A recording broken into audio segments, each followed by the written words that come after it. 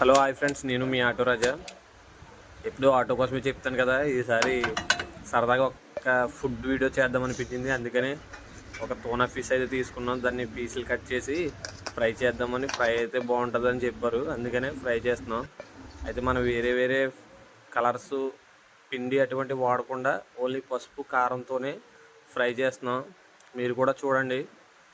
ఈ వీడియో మీకు నచ్చినట్లయితే లైక్ చేయండి. నా ఛానల్ని సబ్స్క్రైబ్ మాత్రం మర్చిపోవద్దు. ఎందుకంటే మీరు సబ్స్క్రైబ్ చేయడం వల్లనే నేను మరిన్ని వీడియోలు తీయాలని అనే ఫీలింగ్ నాలో వస్తుంది. అందుకనే మీరు ఈ వీడియో మీకు నచ్చినట్లయితే లైక్ చేసి షేర్ చేయండి.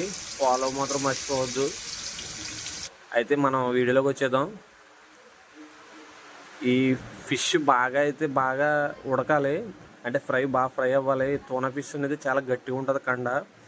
అందుకనే ముక్క అనేది బాగా ఉడకాలి. 2-3 సార్లు అనేది అటువైపు ఇటువైపు తిప్పుతూ ఉంటే కొంచెం ముక్క బాగా లోపలికంటూ కూడా ఉడుకుతుంది.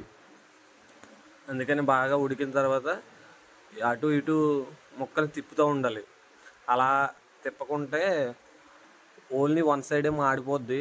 అందుకనే 2 సైడ్లు కూడా ఇటు సైడ్ కొంచెంసేపు అటు సైడ్ కొంచెంసేపు అని తిప్పుతూ ఉండాలి. అలా ఎప్పుడైతే పొగ వస్తుందో ముక్క చాలా దగ్గరకు వచ్చేసినట్టు అయిపోతుందని అర్థం. అయితే చివరికి మన ఫ్రై అయితే రెడీ అయిపోయింది. ఫ్రై చేసేది వేరే వాళ్ళైనా సరే, తినేది నేనే కాబట్టి వీడియో నేనే చేశాను.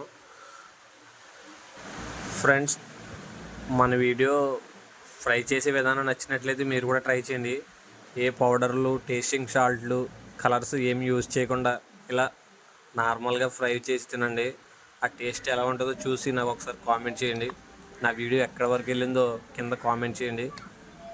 Thank you. నేనైతే టేస్ట్ కోసం మరింత టేస్ట్గా రావాలంటే ఆ ముక్కలో ఉల్లిపాయ ముక్క నంచుకుంటే చాలా బాగుంటుంది. మీరు కూడా ట్రై చేయండి. అది నేనే. Thank you.